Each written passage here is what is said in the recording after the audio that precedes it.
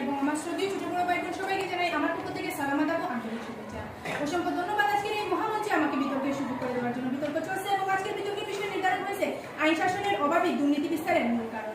দুর্নীতি শুধু একটি ব্যক্তিগত অপরাধ নয়, এটি একটি জাতির উন্নয়নের পথে বড় বাধা। দুর্নীতির কারণে রাষ্ট্রীয় সম্পদের অপচয় হয়, সাধারণ মানুষ ন্যায্য অধিকার থেকে বঞ্চিত হয় এবং আর সামাজিক বৈষম্য বৃদ্ধি পায়। কিন্তু প্রশ্ন হলো, দুর্নীতি কেন এত দ্রুত বিস্তার লাভ করে? এর সবচেয়ে গুরুত্বপূর্ণ কারণ হলো আইন শাসনের অভাব। আইন শাসন হলো এমন একটি জিনিস যা মানুষের দুর্নীতিবাজ সুযোগ পেয়ে যায়। তারা মনে করে যে ক্ষমতা, অর্থ বা প্রভাব ব্যবহার করে শাস্তি এড়িয়ে যাওয়া সম্ভব। ফলে দুর্নীতি হারিয়ে পড়ে রাষ্ট্রের যন্ত্রের রন্ধে রন্ধে। আইন শাসনের প্রতিষ্ঠা হলে সরকারি কর্মকর্তা, ব্যবসায়ী, রাজনীতিবিদ কিংবা সাধারণ নাগরিক সকলেই আইনের কাছে সমান থাকে। অর্থাৎ কেউ অনিয়ম বা দুর্নীতি করার আগে বহুবার চিন্তা করবে যে দুর্নীতি করলে আমাকে শাস্তি পেতেই হবে, শাস্তি ভোগ করতেই হবে, জবাবদিহিতা করতেই হবে। অবশ্যই জবাবদিহি করতে হবে। একটি সুন্দর, উন্নয়ন ও সমৃদ্ধ রাষ্ট্র গড়তে হলে দুর্নীতিমুক্ত সমাজের বিকল্প নেই। আর দুর্নীতিমুক্ত সমাজ গড়ার জন্য প্রয়োজনীয় শক্তিশালী আইন শাসন, স্বচ্ছতা এবং জবাবদিহিতা।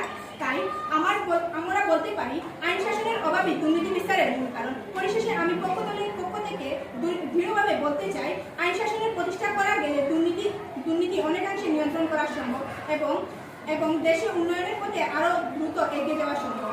পরিশেষে আমি আমার প্রতিপক্ষের বন্ধুদের কাছে প্রশ্ন রাখতে চাই, আপনি বলেছেন দেশপ্রেমের অভাবই মূল কারণ।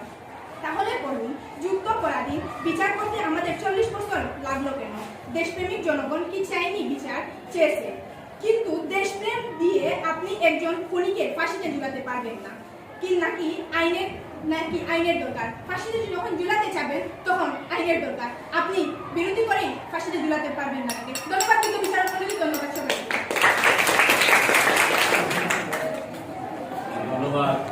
পক্ষ দলের শেষ বক্তা এবং দলনেতা নোয়া বেগমকে সে তার নির্দিষ্ট সময়ের খুবই বক্তব্য শেষ করে ফেলার জন্য এবারে আমরা বিপক্ষ দলের তৃতীয় বক্তা এবং দলনেতা ঋতিকা দাস আকাল উচ্চ বিদ্যালয় তাকে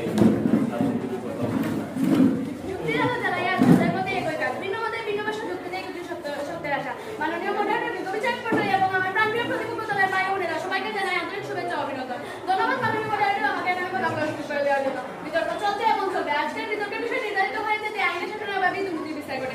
সংগঠন আইনে আমিও আমার দলের বিপক্ষে অবস্থান করছি। ইতিমধ্যে আমার দলের প্রথম বক্তা এবং দ্বিতীয় বক্তা সংগঠনের সাথে প্রমাণ করেছেন যে আইনের শাসনের অভাবই দুর্নীতি বিস্তারের মূল কারণ নয়। দুর্নীতি বিস্তারের প্রধান কারণ হলো জনগণের অসচেতনতা, মনুষ্যত্ববোধের অভাব। দুর্নীতি হলো খারাপ কাজ, মানুষের সম্পদ মেরে খাওয়া। আইনের শাসনের অভাবে দুর্নীতি বিস্তারের মূল কারণ নয় মাননীয় মন্ডলের। দুর্নীতি বিস্তারের প্রধান কারণ হলো জনগণের অসচেতনতা। জনগণের অসচেতনতার কারণেই দিন দিন দুর্নীতি বিস্তার করছে। জনগণের অসচেতনতার কারণেই দুর্নীতি বিস্তার লাভ করছে। এখন প্রশ্ন হলো, প্রতিপক্ষ দলের কাছে জনগণের অসচেতনতা একটি আইনের শাসনের অভাব মাননীয় মন্ডলের। আমাদের দেশে আইনের অধিকাংশ নীতি কার্যক্রম বেড়েছে দুর্নীতি। আসলে আমাদের দেশের সুশিক্ষার অভাব। সুশিক্ষায় শিক্ষিত হলে অবহিতভাবে স্বশিক্ষায় শিক্ষিত নয়। তাই আমাদের দেশের মানুষকে স্বশিক্ষা এবং মনুষ্যত্ববোধের অধিকারী হতে হবে।